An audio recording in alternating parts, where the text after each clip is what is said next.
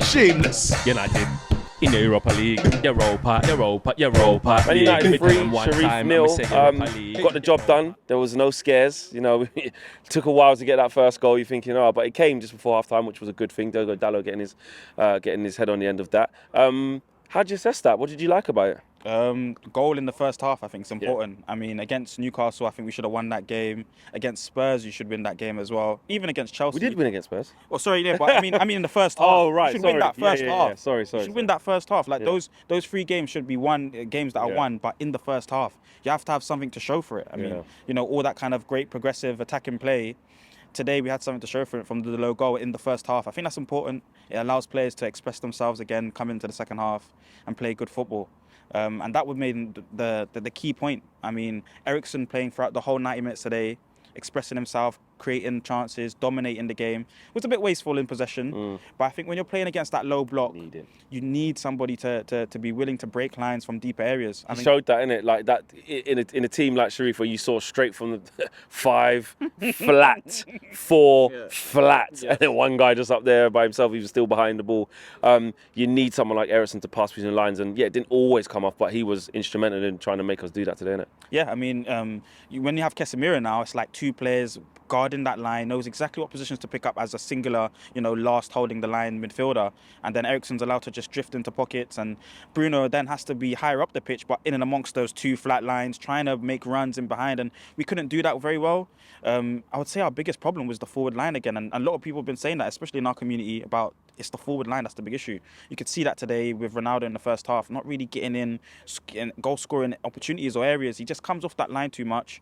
Ten Hag been brilliant in the second half by adding Rashford in there, almost making key difference for you. Yeah, perfect. Exactly that, Flex. It was like 2 strikers now, and then the 10 space is kind of free, and Rashford can drop in if he wants, or he can go long, or same with Ronaldo, and that gives 2 players the option. It also stimulates the opposition's 2 centre backs because now they have 2 players on them to deal with, and I think that gave us a lot of opportunities. Ten Hag said that he planned that as long as they were winning, he planned those 2 substitutions as well. He wanted to see Ronaldo and Rashford together, so he said that, and it worked. Yes. Great header from Rashi. Yeah. And it was weird because I was wanting Ronaldo to get into them kind of areas to score goals, and then I'm seeing, well done for Luke Shaw, by the way. It's great instant impact, great cross, and good build up, and he's got a good connection with Rashford. He knows where Rashford's going to be in the dangerous areas in the box and stuff. So it was good. It was really good to see that and instant impact. But that's the kind of areas Ronaldo should be in, where Rashford was, just in that 6-yard box. Where can I now finish the action by being somewhere there where I'm free? And that's a good header. But you say this, but Ronaldo should have had a hat-trick today, though. Yeah. The one in the first half, he sticked his leg there.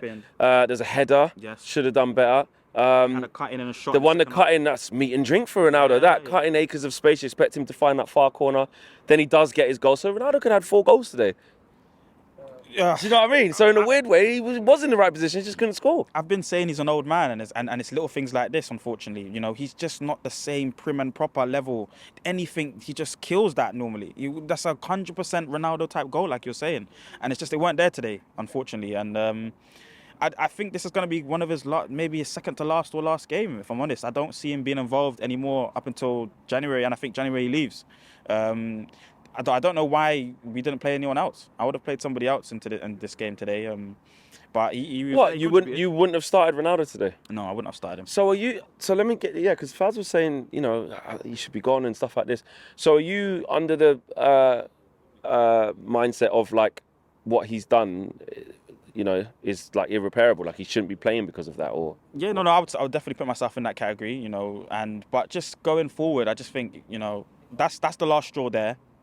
And then in terms of the squad, we have other players that can play there. I mean, Rashford could have played up front, Garnacho. Needs a rest though, no, Rashford, no. Then he gets that rest, Garnacho comes in, gets a start. Isn't this the game where we need Ronaldo to start, no?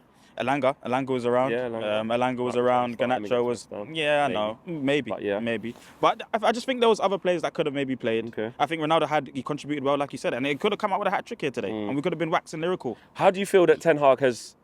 Because Ten Hag is the one who's put a line under it, dealt with it quickly, fined 2 weeks' wages, out of the Chelsea team. It's done now. It's dusted. Even in the press conference before the game, you saw shut it down, straight back in the team. He scores. Don't need to talk about it anymore. how much do you like that he's done that? Because I'll be honest, I'm quite surprised that you're kind of still there, where you're like, I can't forget, like, you know what I mean? Well, you're right then. You're right. Put it that way. The line has been drawn under it. And in terms of his man management, Ten Hag, brilliant. Absolutely brilliant. You know, he's had to deal with a load of weird situations with players. I mean, we were just talking about Garnacho as well and how he's dealt with that. So I think his man management is brilliant. But you're right. I just feel like because of what's happened with Ronaldo, get somebody else on now. Freshen up that line with maybe younger players that want to play. We've seen it today with Garnacho, what he can bring. Talk to me about Garnacho today. Fantastic, dynamic, aggressive on the ball, very direct, which is something completely opposite to Sancho. Good. He looks like he's going to be a top level player. Anytime he got the ball, wanted to be aggressive. He's a good player. Good player. So now looking forward to seeing more of him. And can he add goals now to his game? Had 2 shots today. Little cutback from Bruno in the first half. Tried to dribble through players and shot. Yeah. Second half. So he's picking up right positions and very, very nimble. It's good, yeah. Very, very nimble. You don't see that kind of high level dribbling at such a young age. So and he's quick. He's very quick flex. So.